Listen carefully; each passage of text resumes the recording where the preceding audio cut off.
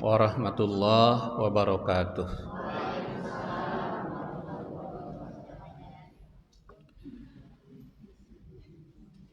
Alhamdulillahilladzi ja'ala ramadhana syahrus shiyam wa farada alaina fihi bis-shaumi wal qiyam. Asyhadu an la ilaha illallah khaliqul a'lam wa asyhadu anna Muhammadan abduhu wa rasuluhu khairul anam. Allahumma shalli ala Muhammad wa ala alihi wa ashabihi wa tabi'ihi bi ihsanin ila yaumi yub'atsun. Faya ayyuhal hadirun ittaqullaha haqqa tuqatih wa la tamutunna illa wa antum muslimun. Amma ba'd. Hadirin rahimakumullah, syukur alhamdulillah pada kesempatan berikan berbagai nikmat oleh Allah Subhanahu wa taala. Nikmat sehat, nikmat punya kesempatan, nikmat iman, nikmat Islam.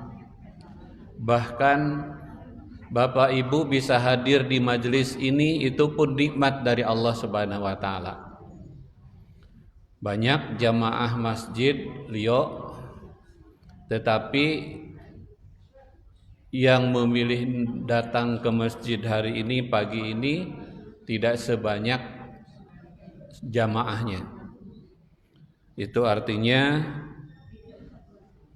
kita mudah-mudahan termasuk di antara orang-orang yang akan mendapatkan kemudahan ketika nanti Allah menyediakan jalan menuju surga. Sebab hadir ke majelis ini adalah merupakan ikhtiar untuk thalabul ilmi. Rasulullah mengatakan, man salaka tariqan ya tamisu fihi ilman sahalallahu lahu bihi tariqan ilal jannah.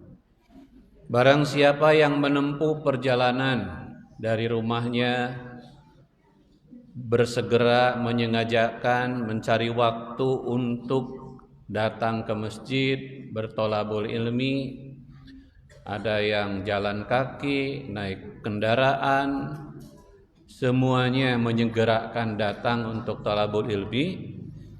Maka kata Rasul, dengan cara itu, dengan tergopoh-gopohnya, susahnya mereka untuk datang ke tempat talabul ilmi, maka Allah akan memudahkan baginya jalan menuju surga, insyaallah. Alhamdulillah, yang kita hormati semua para pimpinan cabang Muhammadiyah Garut Kota, para ibu pimpinan cabang Aisyah Garut Kota dan seluruh jajaran fungsionaris organisasinya.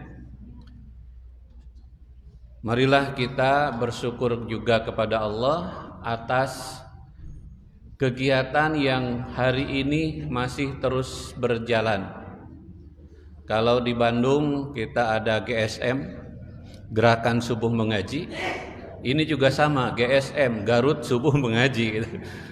Hanya kalau GSM yang itu live-nya lewat Zoom meeting, kalau di sini live-nya lewat Facebook, tapi sama-sama live ya.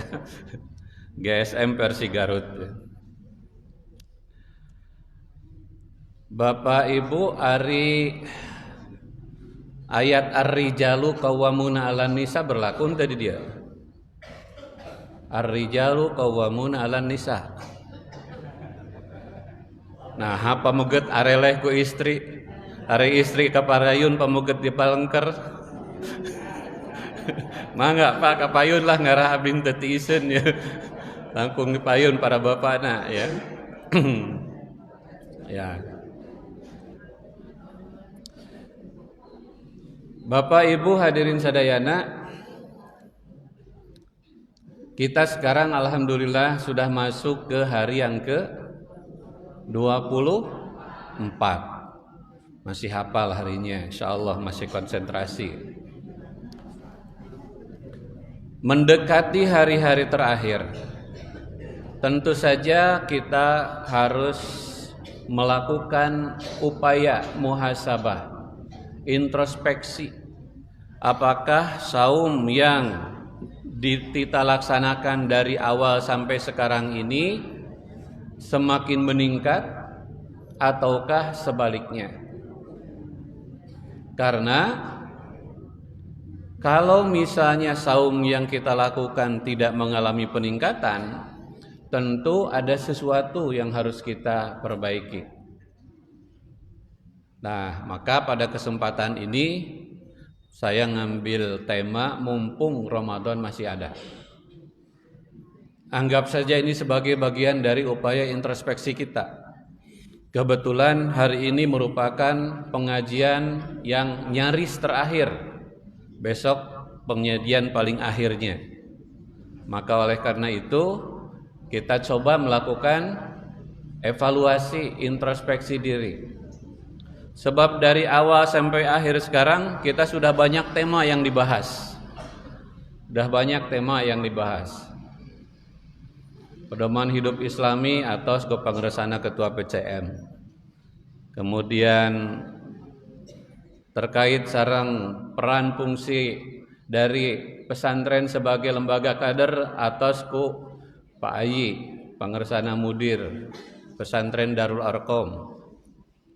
Semangat menjadi pelopor untuk maju atas Kang Awa Mukhlas Rawi gitu. Seueur tema anu parantos dirugikeun. Mudah-mudahan eta tema teh sadayana aya nu nyangkarup dina hate urang.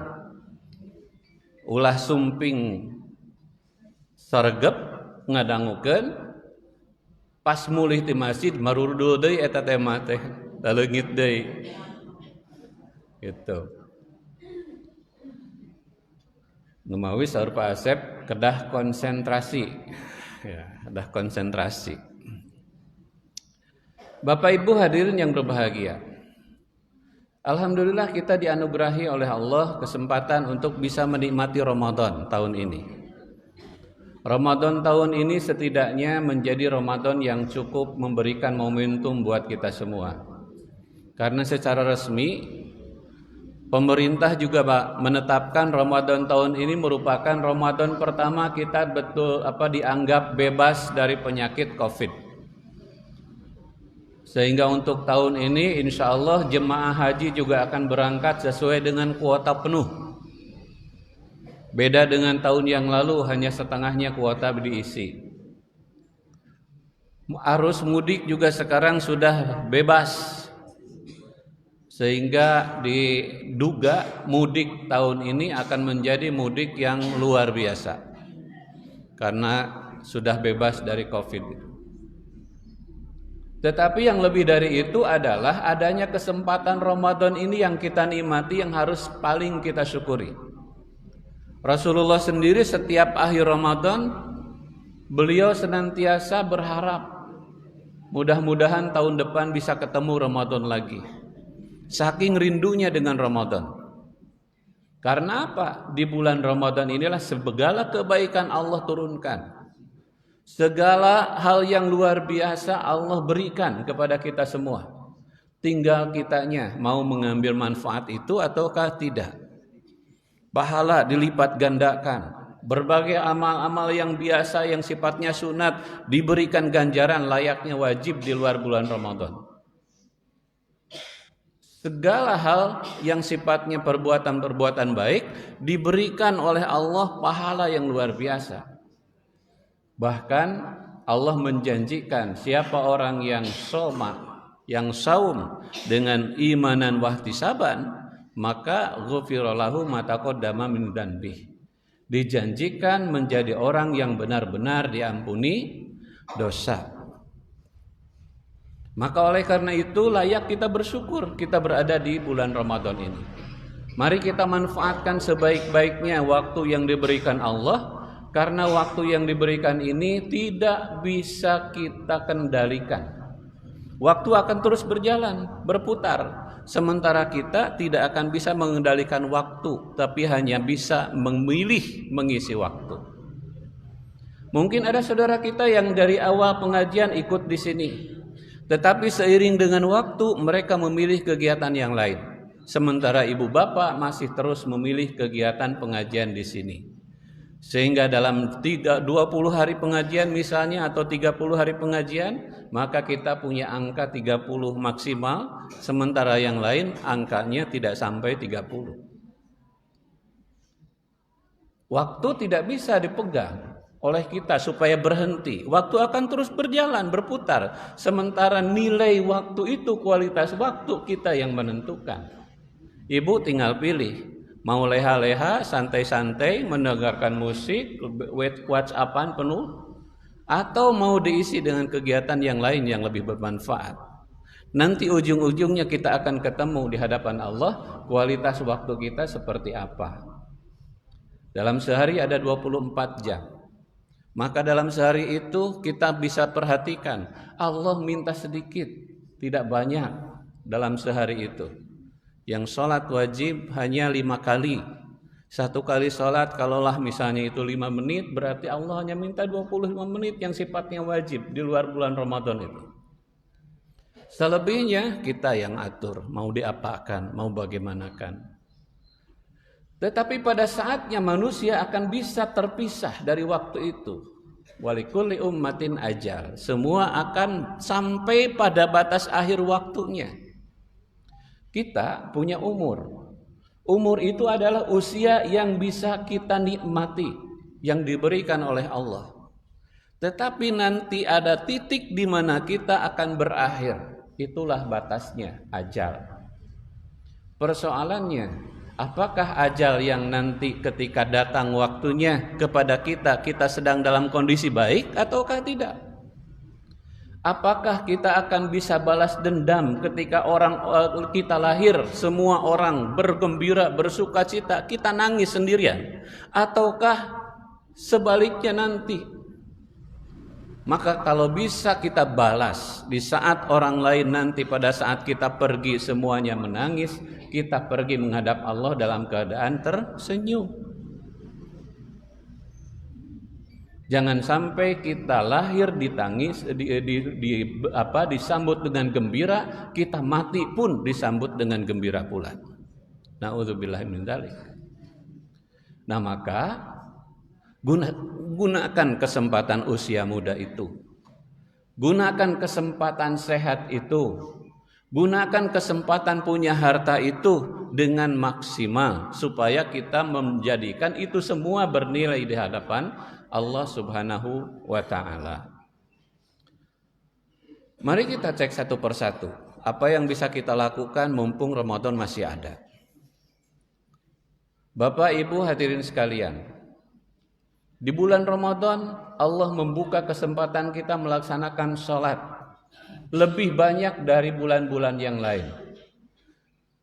Pada dasarnya semua hari, semua bulan kita bisa melakukan sholat dalam jumlah yang sama. Tetapi rutinitas kita, tradisi kita kemudian mendukung bulan Ramadan ini bisa melakukan sholat lebih daripada yang lainnya.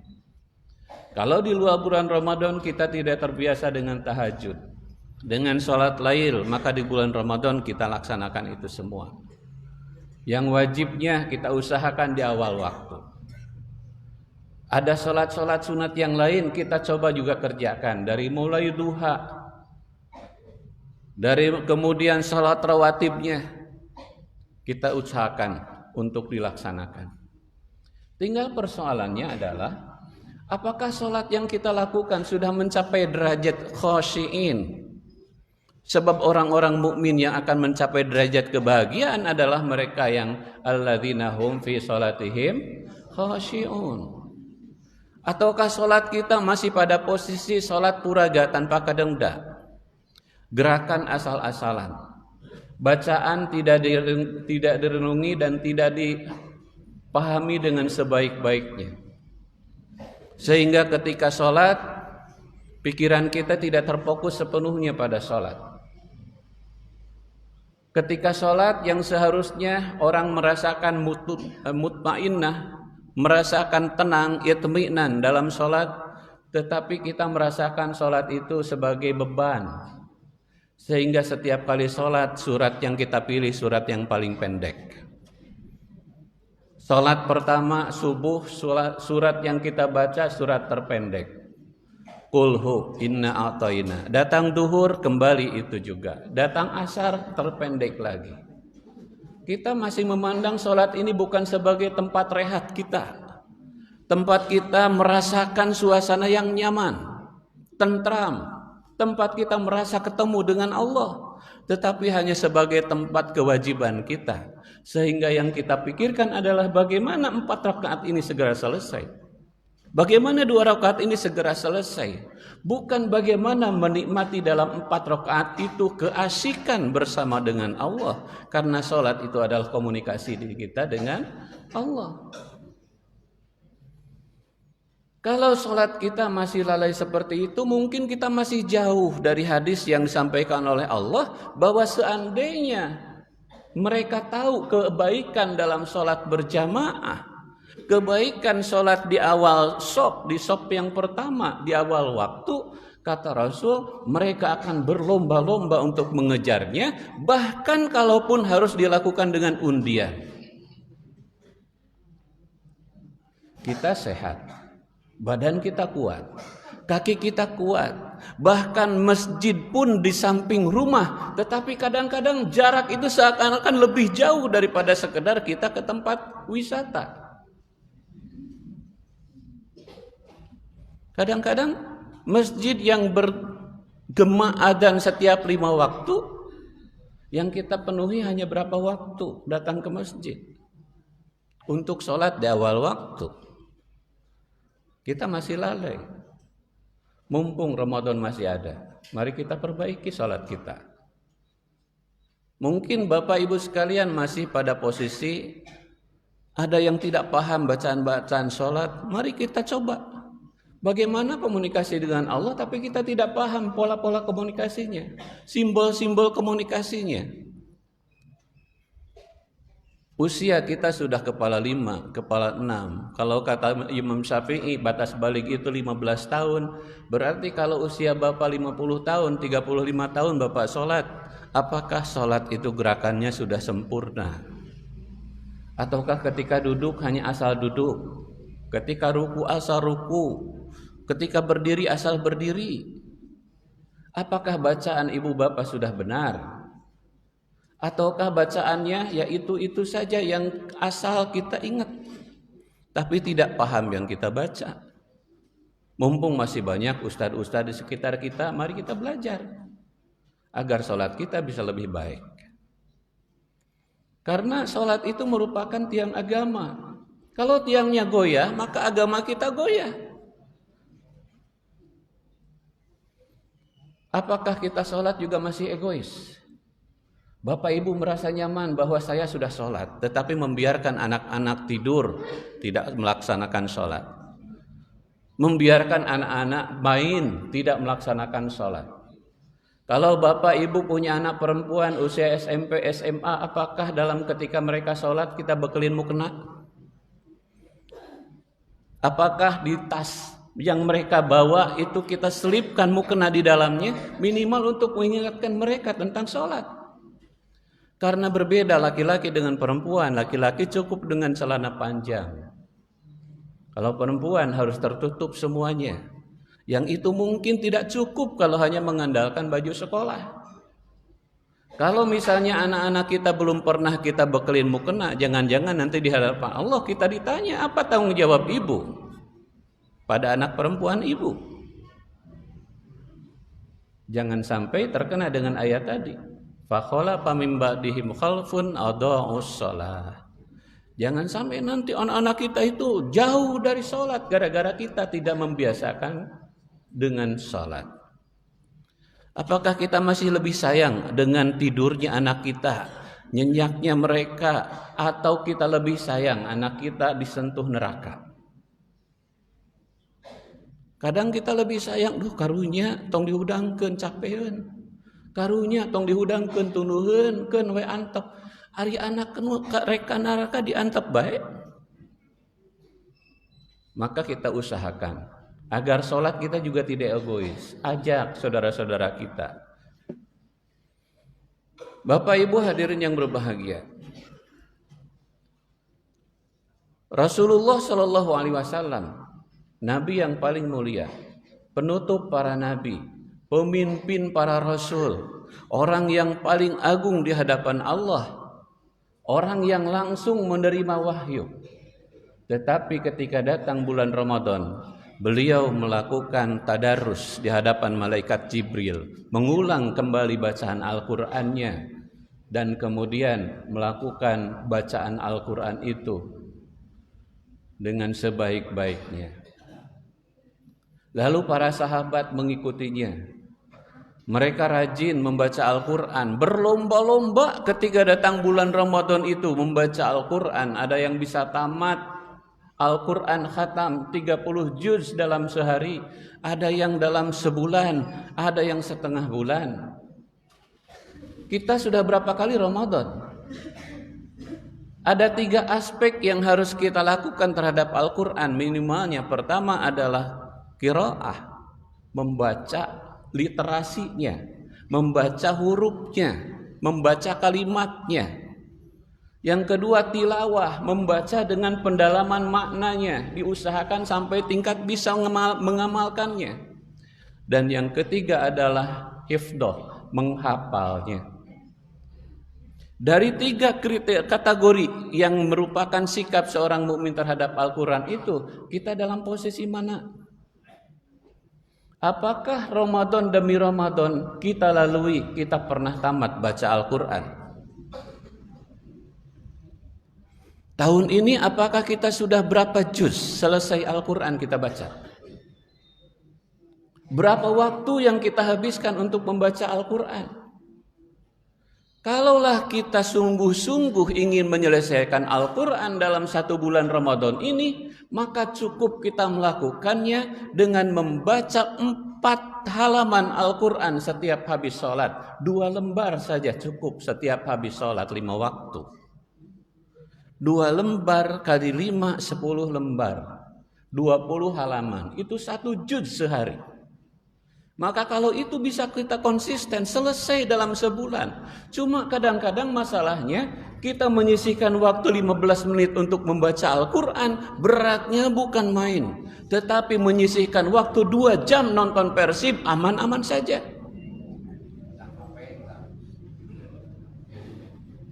Menyisihkan waktu 1 jam untuk menonton telenovela, aman-aman saja. Bahkan membaca WA sekian lama kita merasa aman, nyaman, tenang. Sementara WA itu komunikasi manusia. Sementara Al-Quran ini adalah surat cinta dari Allah Subhanahu wa Ta'ala. Al-Quran pedoman hidup. Bagaimana bisa jadi pedoman kalau dibaca pun tidak? Apakah di rumah ibu bapak ada Al-Quran? Masih banyak rumah orang Islam yang tidak ada Al-Qur'annya. Padahal Rasulullah bersabda, "Nawwiru manazilikum bis-sholati wa tilawatil Qur'an." Sinari rumah-rumah kamu itu dengan sholat dan bacaan Al-Qur'an. Jangan jadikan rumah seperti kuburan, sepi dari bacaan Al-Qur'an. Apakah pernah diperdengarkan bacaan Al-Quran oleh kita, suami kita, istri kita, anak-anak kita di rumah? Ataukah di rumah yang ada hanyalah suara TV, suara radio, suara nyanyian, suara-suara yang hanya melenakkan nafsu kita, yang hanya memenuhi syahwat kita, tetapi tidak suara-suara yang bersumber dari wahyu Allah? Bagaimana Al-Quran jadi pedoman kalau tidak pernah kita baca? Sementara membaca itu adalah standar paling minimal. Iqra'ul Qur'an fa innahu ya'ti yaumal qiyamati syafi'an liqari'ihi. Baca itu Al-Quran.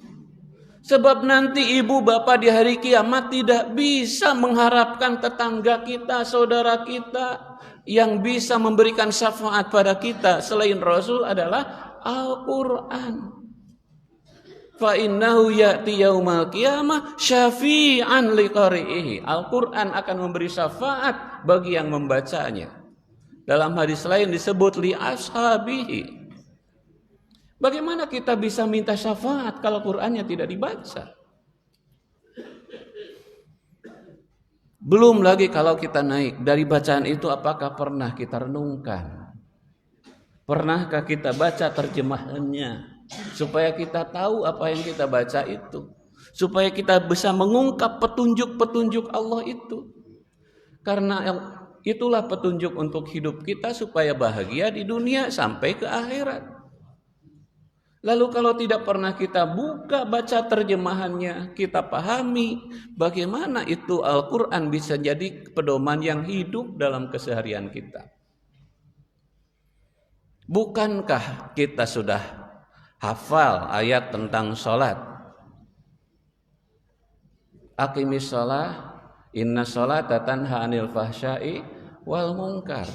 Tetapi seringkali lupa membaca ayat itu dari awal. Awalnya mengatakan utlu ma uhiya ilaika. Baca wahyu yang diturunkan kepadamu. Utlu, tala yatlu tilawah. Tilawah itu adalah membaca, mengungkap maknanya, mempraktekkannya. Salat harus diawali dengan kita membaca rujukannya, Al-Qur'annya, membaca hadisnya, lalu kemudian kita praktekkan.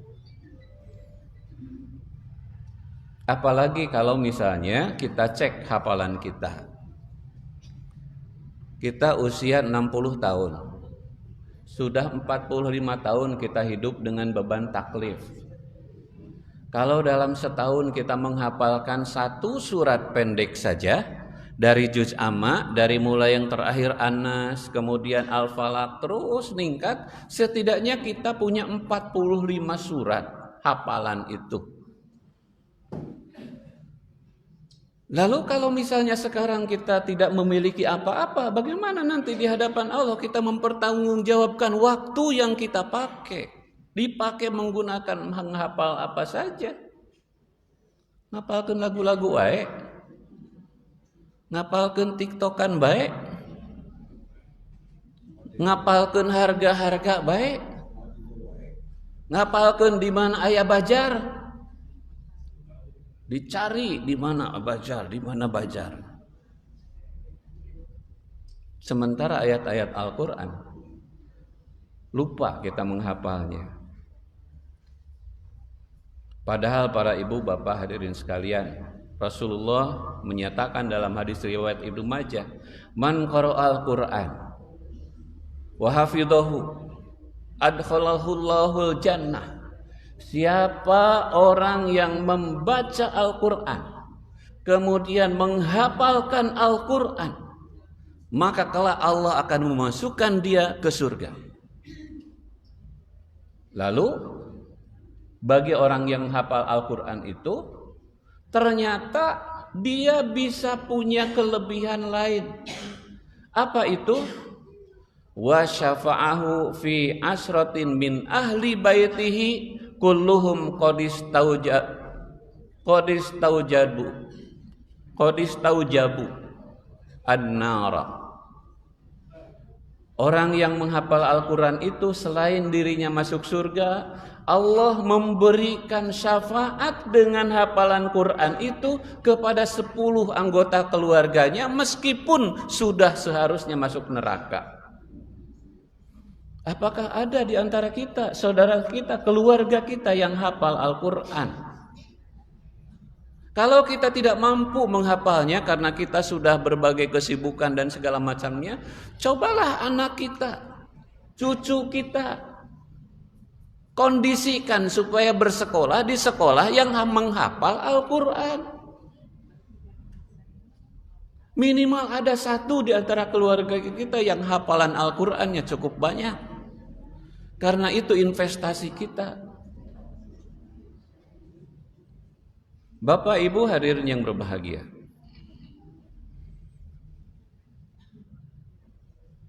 dua ya, salat mangga diemutan kunyalira. Quran, apakah kita sudah bagus membacanya? Karena apa? Bacaan Quran itu bukan bahasa Arab biasa. Salah membaca huruf, salah artinya. Salah panjang pendeknya, salah artinya. Qul huwallahu ahad. Qul dengan qaf, artinya katakanlah. Bapak Ibu membaca asal-asalan. Qul artinya jadi jauh berbeda. Dari katakan Tuhan itu satu diganti dengan kaf, qul makanlah Allah yang satu. Jauh. Maka wajib ibu bapak belajar tajwid. Hukumnya wajib supaya bacaan Al-Quran kita benar. Jangan sampai kita salah membaca Al-Quran.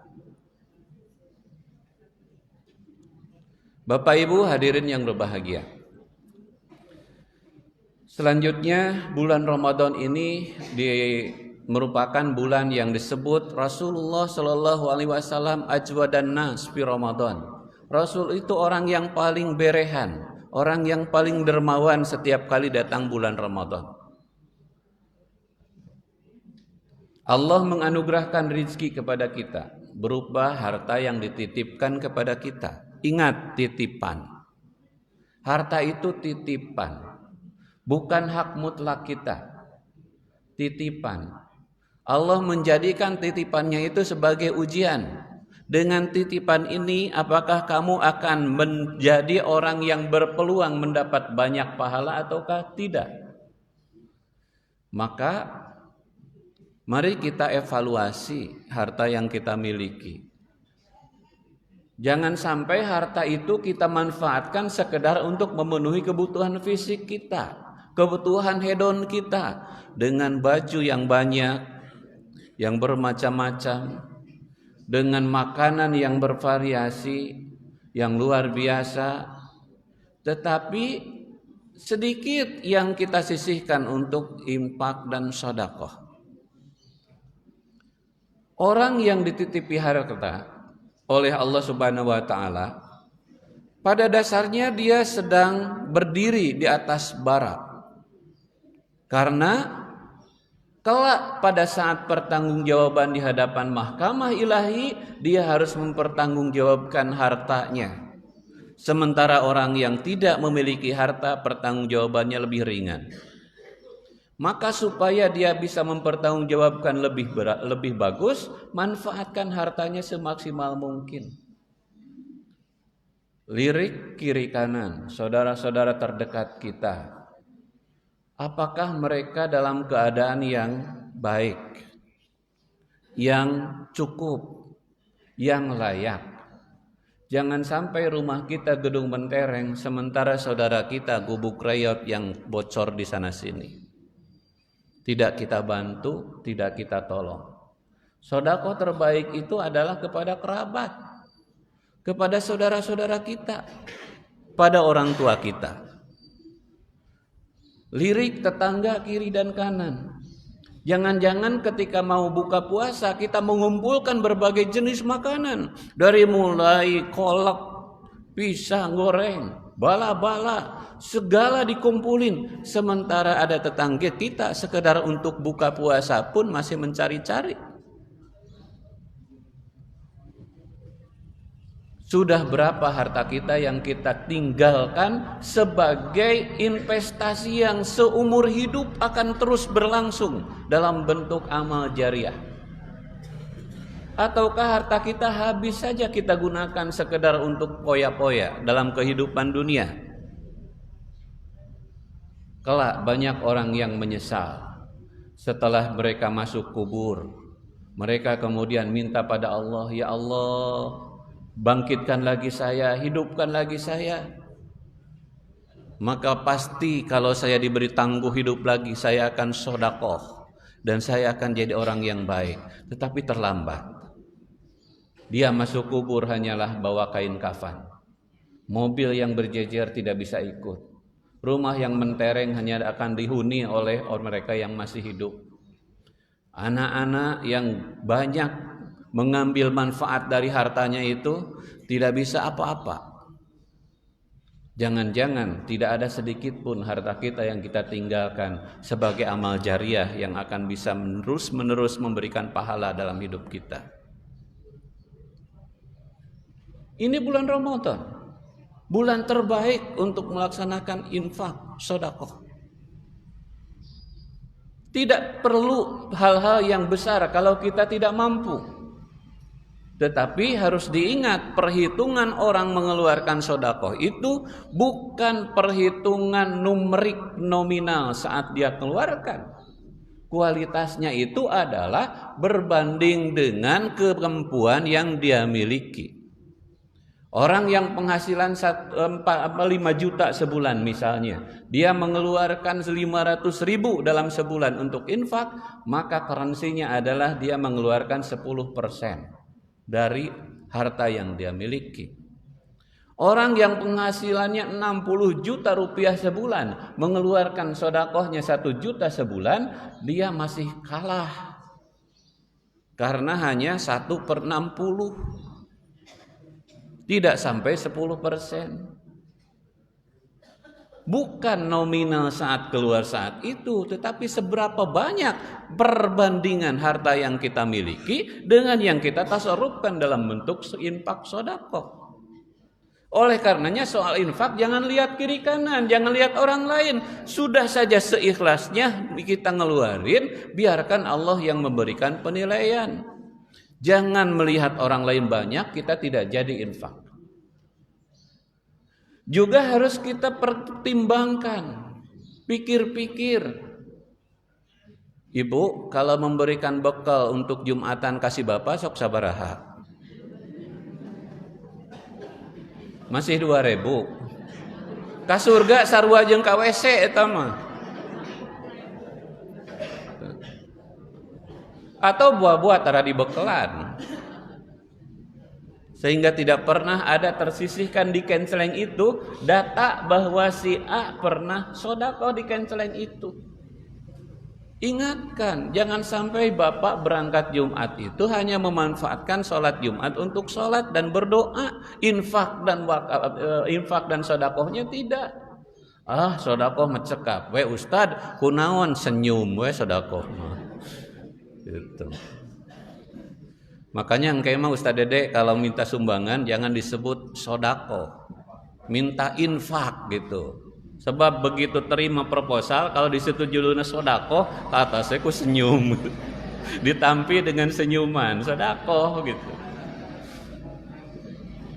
Ajakan untuk infak. Ya. Nah,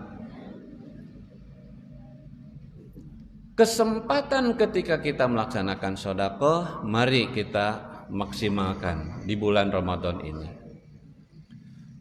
Bapak Ibu hadirin sekalian, tidak bisa saya mah Ustaz, karena apa? Harta saya sedikit. Oke, harta sedikit. Allah memberikan apa pada kita? Berikan mata, berikan kaki, berikan tangan. Sok manfaatkan itu semua untuk sesuatu yang sifatnya memberi manfaat pada orang lain. Jangan sampai semua kalkulasinya, hitung-hitungannya materialistik. Nu ngajagaan di pengkolan oge henteu materialistik teuing gitu. Aya nu masihan ditampi, henteu masihan mah diantep mobil ge. Kita kadang-kadang selalu materialistik hitung-hitungannya.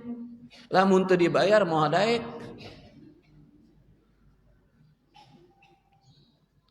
Wa ahsin kama ahsanallahu ilaik.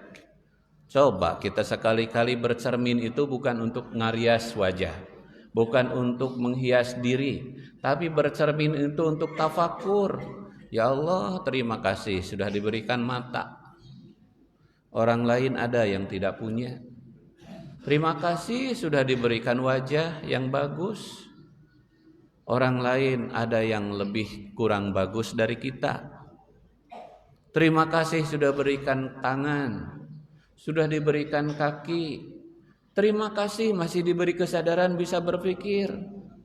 Lalu setelah itu kita muhasabah. Tangan ini sudah berapa banyak memberikan pertolongan pada orang lain? Kaki ini sudah berapa langkah memberikan bantuan pada orang lain?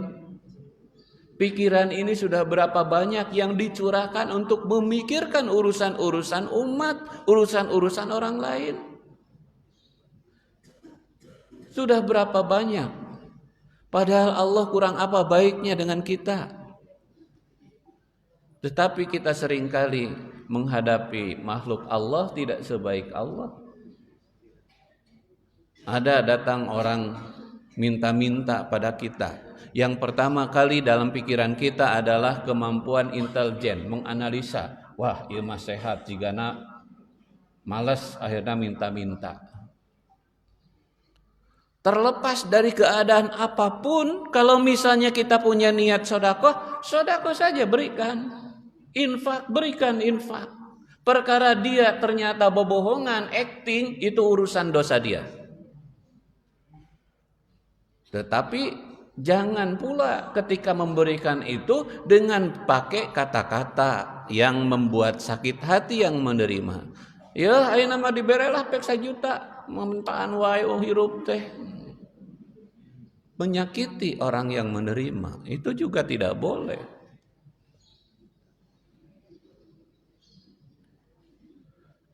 Apakah dalam kehidupan sehari kita berapa manfaat yang kita berikan? Ataukah kita cukup saja melakukan aktivitas yang tidak mengandung manfaat? Menunggu datang waktu maghrib, bukan sedekah, bukan baca Quran, bukan ngecek ke masjid. Naonnya di masjid anu kedah diberesan kanggo ke persiapan. Tapi menggunakan untuk sekedar bermain. Main gapleh, dah kesel ning gapleh.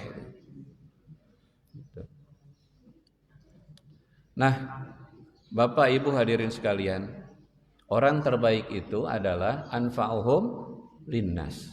Khairun nas anfa'uhum linnas. Orang yang memberikan manfaat pada manusia, apalagi dia rajin untuk membuka kesusahan dari orang lain, maka Allah menjanjikan lewat Rasulnya, man nafasa an mu'minin kurbatan min kurabid dunya, nafasallahu anhu kurbatan min kurabi yaumil qiyamah. Siapa orang yang meringankan beban seseorang dari beban kehidupan dunianya, maka Allah akan meringankan baginya beban ketika dia menghadap Allah dalam beban di hari kiamat. Wa man yassara ala mu'sirin yassarallahu alaihi fid dunya wal akhirah. Siapa orang yang memudahkan perkara orang lain, maka Allah akan mudahkan perkaranya di dunia dan di akhirat. Kadang kita tidak tahu kapan Allah memudahkan kita. Mungkin saat ini kita memudahkan orang lain, oleh Allah disimpan pahalanya nanti dikeluarkan pada saat yang tepat. Banyak orang yang tiba-tiba mendapat kemudahan di luar jangkauan pikirannya, di luar rencana pribadinya. Itulah Allah yang janjikan. Bapak Ibu hadirin sekalian, di bulan Ramadan ini ada amal yang baik dicontohkan Rasulullah, itu i'tikaf. I'tikaf itu amal-amal yang telah ada sejak zaman Nabi Ibrahim. Surat Al-Baqarah 125. Allah menegaskan, memerintahkan wa ahidna ila Ibrahim wa Ismail an tahhira baitiya lit-taifin wal akifin war ruk'is sujud. Allah memerintahkan Ibrahim dan Ismail untuk membersihkan Baitullah. Supaya apa? Supaya mereka nyaman untuk i'tikaf, untuk tawaf, untuk i'tikaf, untuk ruku, untuk sujud, untuk sholat. Artinya i'tikaf bukan perkara hanya pada masa Rasulullah, tapi sudah ada pada zaman Nabi Ibrahim. Hadirin rahimakumullah, masjid itu adalah rumah Allah. Layaknya rumah adalah tempat kita untuk membangun cita-cita. membangun harapan, untuk bercerita tentang masa depan. Rumah adalah tempat kita melepas lelah dari kepenatan. Rumah adalah tempat kita mencari kenyamanan. Di rumah kita bahagia, tenang. Orang yang dalam pernikahannya sudah punya rumah, dia sudah menyelesaikan sebagian masalahnya. Karena begitu ada rumah, maka perabotan akan menuntut ada. Tetapi orang yang masih belum punya rumah, dia tidak akan henti berdoa dan berusaha agar punya rumah. Di rumah pribadi saja kita merasakan nyaman, kita merasakan tenang. Kita hidup dulu waktu kecil dengan orang tua, kita rindu berada di rumah orang tua. Itu rumah duniawi. Allah menyediakan rumah Allah dalam bentuk masjid. Sejauh mana kerinduan kita ke masjid? Rasulullah, makhluk paling mulia, memanfaatkan datang bulan Ramadan ini dengan beriktikaf. Sementara kita yang jauh dari beliau merasakan nyaman itu justru bukan di masjid. Berarti ada yang salah dalam diri kita. Iktikaf itu bukan sesuatu yang seharusnya diperintah-perintahkan, digusur-gusur, tetapi iktikaf itu kerinduan kita. Memang harus dilatih. Makanya di pesantren saya sudah dibiasakan anak-anak kelas 5 itu wajib iktikaf untuk latihan. Sudah tahun ketiga, alhamdulillah dilaksanakan iktikaf. Tahun ini bukan cuma santrinya, tetapi ustadz dan ustadahnya juga beriktikaf untuk melatih. Mudah-mudahan nanti tumbuh rasa di mana dia merindukan rumah Allah. Merasa nyaman di rumah Allah senyaman dia berada di rumahnya sendiri. Merasa bisa menitipkan harapan, menitipkan impian di rumah Allah sebagaimana dia menitipkan impian bersama dengan pasangan hidupnya ketika ngobrol di rumah. Iktikaf. Perbuatan yang dicontohkan oleh Rasulullah. Boleh diikuti oleh para ibu. Istri-istri Rasul juga melakukan hal yang sama. Tos sabaraungi ibu iktikafna. Ya, ini bagian yang juga harus kita pikirkan. Selanjutnya para ibu bapak sekalian, Rasulullah Shallallahu Alaihi Wasallam pertaruhan abdi. Apakah Rasul bakal masuk surga? Apakah Rasul akan diampuni Allah kalau dia berdosa? Rasul yang kalaupun berdosa pasti diampuni, ternyata dalam hidupnya terus melaksanakan istighfar.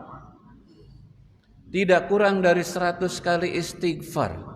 Beliau laksanakan, mengucapkan istighfar dalam sehari semalam. Tidak susah. Cuma mengucapkan astagfirullahaladzim.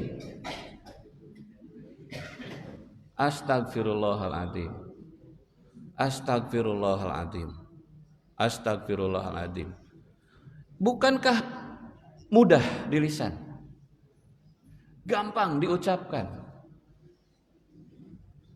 Tapi kenapa kita susah melaksanakannya?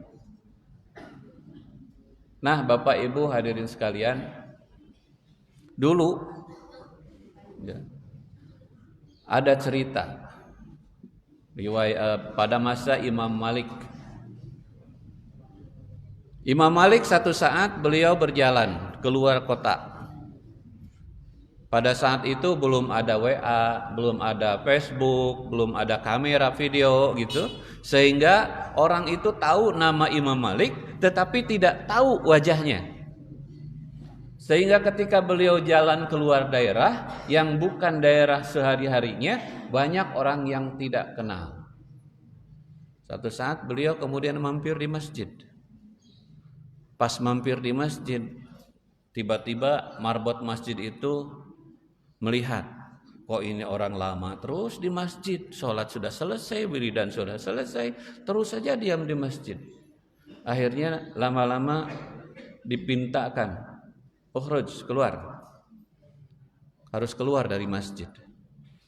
Meskipun bertahan tidak bisa keluar. Itu Imam Malik terpaksa karena dia tidak kenal orang marbotnya itu. Siapa yang diusirnya.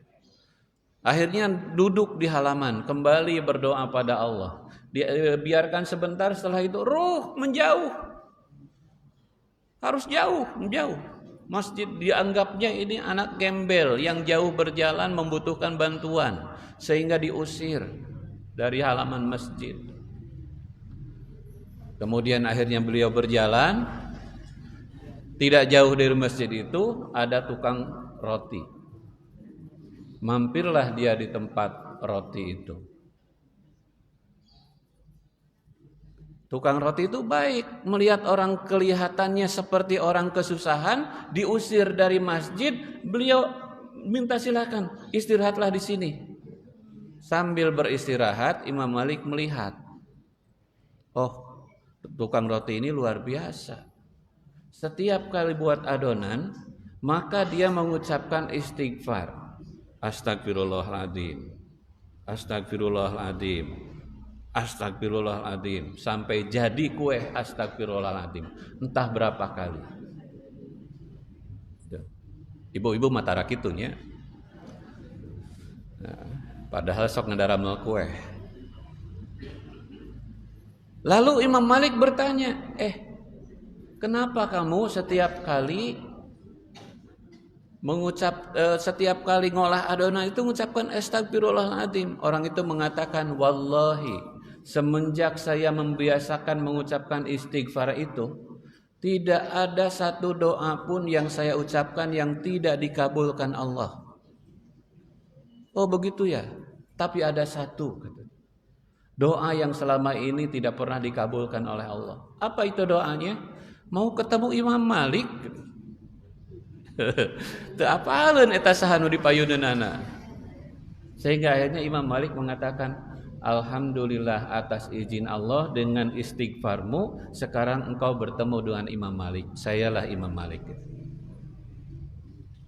Nah, Bapak Ibu, untuk mengingat menambah jumlah istighfar, kalau saya nih, membiasakan begini di rumah misalnya. Ada tangga naik ke lantai 2 itu. Saya sebut tangga itu tangga istighfar. Setiap kali naik tangga, astagfirullahaladzim, astagfirullahaladzim, astagfirullahaladzim. Kemarin waktu di Bekasi, waktu BIMTEK itu di lantai 4. Di lantai 4. Pas awal-awal datang, lift nanti jalan. Lantai 4. Jalan naik tangga, keur puasa deh gitu. Orang lain banyak yang mengeluh, aduh capek segala macam. Tapi saya terbiasa dengan begitu, wah jadi tambah banyak istighfarnya. Astagfirullah, nepi ke ujung, turun begitu lagi. Nah itu contoh bisa memperbanyak istighfar dengan cara itu. Kenapa? Kita ini selalu membutuhkan istighfar, membutuhkan permohonan ampun kepada Allah Subhanahu wa taala. Karena apa? Allah yang memerintahkan, wasari'u ila magfiratin mir rabbikum. Gagancangan minta ampun kepada Allah kalau kita banyak dosa yang kita tidak sadari. Bapak Ibu hadirin yang berbahagia, mari kita lanjut sedikit lagi. Alhamdulillah dengan adanya pengajian ini kita bisa memanfaatkan untuk sarana silaturahmi. Bagi yang belum banyak silaturahmi, maka segeralah lakukan silaturahmi di bulan Ramadan ini baik sekali. Tidak perlu nunggu nanti pada saatnya mudik mah urusan khusus. Tapi silaturahmi pada kesempatan yang secepat mungkin di sekitar kita lakukan. Silaturahmi di bulan Ramadan itu banyak manfaatnya. Saya tinggal di Kiara Condong, ketika ngobrol silaturahmi ternyata terungkap, Bapak cenah abdi teh sehari-hari jualan makanan, tapi datang Ramadan begini siang tidak bisa berjualan. Kumaha atuh? Ketahuan akhirnya dari silaturahmi ternyata ada yang harus kita bantu. Selanjutnya hadirin yang berbahagia, kita ini saum, sudah menahan lapar, menahan haus. Nah, apakah sudah cukup segitu? Ternyata kita harus perbaiki saumnya. Tidak cukup lapar dan haus saja. Maaf misalnya, Bapak Ibu mungkin melihat anak-anak muda atau kita sendiri, kadang-kadang saya sendiri termasuk, diundang untuk buka bersama. Buka bersama dengan makanan yang lezat, hidangan yang bagus. Kadang-kadang dalam hati itu ada terpikir, aduh, kita mah puasa ini lapar teh dah lapar lalaparan karena lapar direncanakan. Ari batur aya nu lapar teu direncanakeun. Kumaha? Nah, mudah-mudahan puasa kita semakin sampai pada hakikat-hakikat yang jauh melampaui sekedar menahan lapar dan haus. Ya. Bapak Ibu hadirin yang berbahagia, terakhir marilah kita perbaiki di bulan Ramadan ini hubungan kita dengan orang tua kita. Orang tua itu orang yang menyebabkan kita lahir ada di alam dunia ini. Terlepas dari siapapun Anda semua adalah anak dari ibu dan bapak. Maka jangan sampai pernah kita ada perasaan sombong menjadi anak yang lebih sukses dari orang tua. Orang tua itu yang menyukseskan Anda, sehingga Anda menjadi sukses. Dengan doanya dia mendorong. Mungkin bukan doa Anda yang terpenuhi, tapi doa orang tua. Jangan sampai kita enak-enakan hidup dengan kekayaan, tetapi orang tua kita hidup dalam kemiskinan. Jangan sampai orang tua bisa ngurus anaknya 10 orang, tapi 10 orang anak tidak bisa ngurus 1 orang tua. Jangan sampai tangis-tangisan orang tua itu membuat kita menjadi makmur, tetapi kemakmuran kita justru membuat orang tua menangis kembali. Jangan sampai kita menjadi orang yang jauh dari orang tua kita. Karena sumber dari kebahagiaan itu adalah ada di doa orang tua, di ridho orang tua, ridhollah fi ridho walidain, wasuhtullahi fi suhtil walidain. Jaga perasaan orang tua kita. Usahakan diurus apapun kondisinya, sebagaimana mereka mengurus kita waktu kita masih kecil. Meskipun kadang-kadang dalam motivasi kita ada kadang-kadang perasaan sunggah, males, hoream. Tolong dipikirkan dulu orang tua kita capek ngurus kita waktu kita kecil itu dengan optimisme besar bahwa anaknya akan tumbuh, akan hidup, akan sehat. Tapi kadang-kadang kita ngurus orang tua yang sudah renta itu masih dengan perasaan merasa direpotkan, merasa disusahkan. Mungkin ini harus menjadi bagian yang harus kita ingat ketika kita melaksanakan Ramadan. Mumpung Ramadan masih ada, kita perbaiki hubungan kita dengan orang tua. Birrul walidain. Nasrun minallah wa fathun qarib wa basyiril mu'minin. Assalamualaikum warahmatullahi wabarakatuh. Terima kasih kepada pemateri yang telah memaparkan ilmu yang begitu berlimpah bagi kita. Semoga kita bisa mengamalkan apa yang telah disampaikan. Selanjutnya mungkin kami membuka sesi diskusi dialog